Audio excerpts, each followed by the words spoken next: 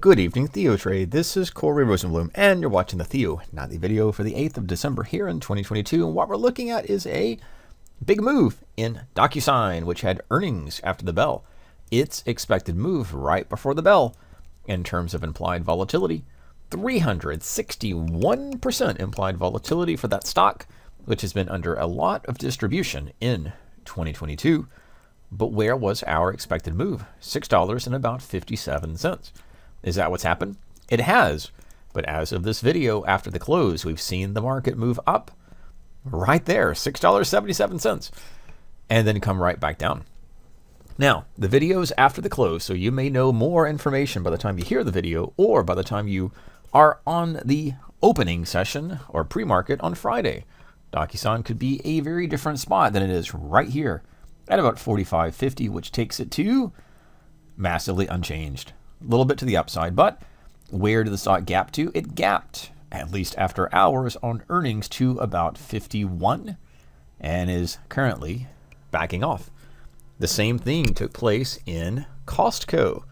Costco is another stock that had earnings, and its expected move, just starting there with the earnings play, 94% on the expected move for the option contract.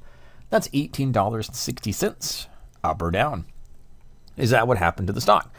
Again, just after the close, roughly speaking, it was, get the exact price here, closing at roughly $4.81. Where did it go down to? About $10 down. But it too, massively unchanged after the close. As of this moment, and the last stock on the list, we mentioned it other video report on Tuesday, it's Broadcom, AVGO. Broadcom, it had its earnings and its expected move, 96% implied volatility, $21 up or down move. Now we're cooking. Broadcom saw a move about $18. Again, looking at this quickly, but about $18, right in line with that expected move option volatility logic. That, if it holds, takes the price back to the prior high and $5.50 per share. So that's starting us off with earnings in play, and two of them back to where they started. Broadcom will be the one that could hold on to its gains. Outside of that, in today's trading session, it was a range day that had a bullish lift to it, with the strongest sector or the strongest market being the Nasdaq. In terms of sector performance, it's the XLK. XLK is our technology sector. Leading stocks in the XLK, we'll look at it from the after hours, nothing doing, a little bit to the upside. But in the Analyze tab, you can always take a look at what, on the fundamentals that is, where stocks are comprising these ETFs. Microsoft and Apple form the bulk of the XLK. Microsoft and Apple are about 21-22%. Nvidia and the rest are in the ETF, but to a lesser percent and therefore less impact. So that being said, looking at Apple, which had some news, of course Microsoft had news again. There is Apple off support lows being, roughly speaking, 140 per share. And Microsoft, it had news in today's session, news about Activision and some potential lawsuits and news on that front. So we'll leave that off the topic of the video for the moment, but that was a catalyst for a afternoon sell-off that was bought into and stabilized. So news in play for Microsoft in some acquisition news. But its stock is roughly at that 244, 245, which is a key support level going back earlier in 2022. At the end of the session, Microsoft shares were up 1%, and roughly speaking, XLK up a little bit greater than that. The energy sector is the only sector that printed a red close or a sell close, down about 0.5%, and the rest of them were, roughly speaking, in that 1% or 0.5% gain. And the other XLY sees its share prices down at 138.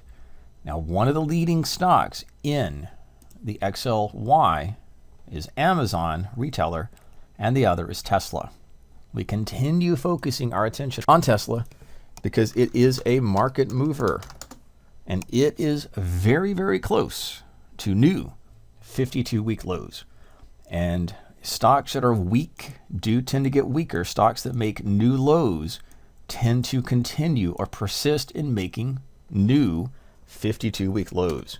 Keep in mind that Tesla is a large part of the XLY, which is discretionary, and see it is a little closer to the bottom of its trading range or new lows than XLK, which is a technology sector, XLF, the financial sector, even I, remember Tesla is at the lows, which is dragged down XLY, and the other sectors are not at these comparative lows.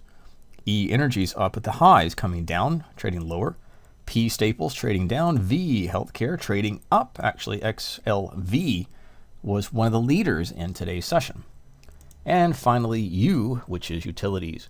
The only one to be close to those lows, already hitting them, is XLY. And on the large part, because of the two stocks that lead in its ETF, Amazon and Tesla. So Amazon, not far from its 52-week low. We're watching that extremely closely.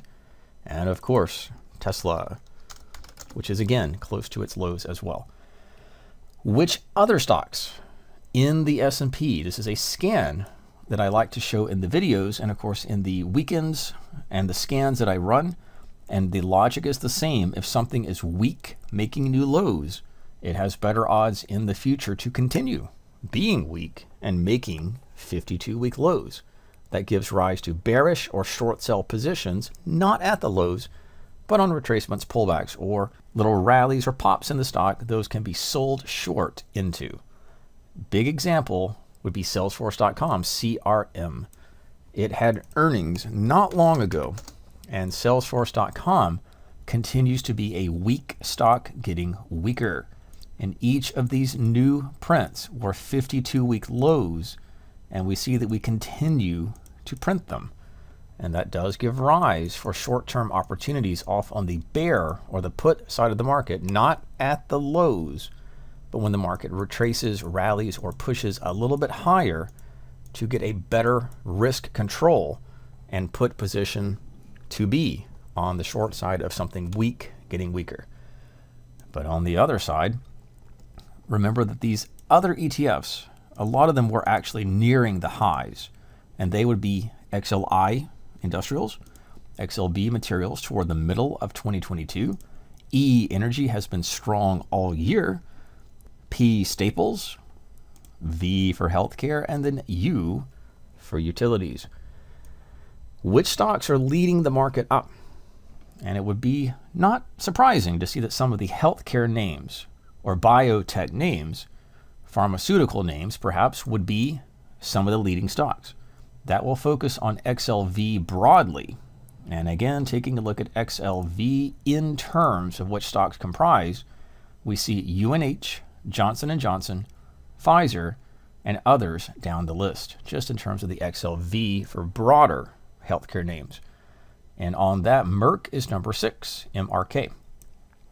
From that perspective, MRK is making another 52-week high and has done so through the better part of 2022. Right behind it is Gilead in our scan list, and I do sort these by market cap. Behind that is Gilead, which has caught a big bid from its consolidation, 65.70. It's caught the bid, caught the run, and is now up to 90 per share. New 52-week highs printing once again for Gilead. But the same is true for Cigna. Cigna, CI, has had its share of 52-week highs and its share of pullbacks, retracements, or buy the dips, in this case, to rising support or moving averages. And it gets stronger and makes new highs. I won't look at all of them just for the sake of the video, but Regeneron, just looking at stocks that are making new 52-week highs in a scan list in terms of market cap, Regeneron and Vertex will be the other stock we'll look at. Vertex has been a consistent upside drift, similar to Cigna. So those are stocks in focus and play that are going the other way of the stock market, which has generally been a weak sector and weak performance and bear market for 2022. But not all sectors and not all stocks have been joining the downside. The downside has been focused mostly in technology, which is the Nasdaq and the XLK.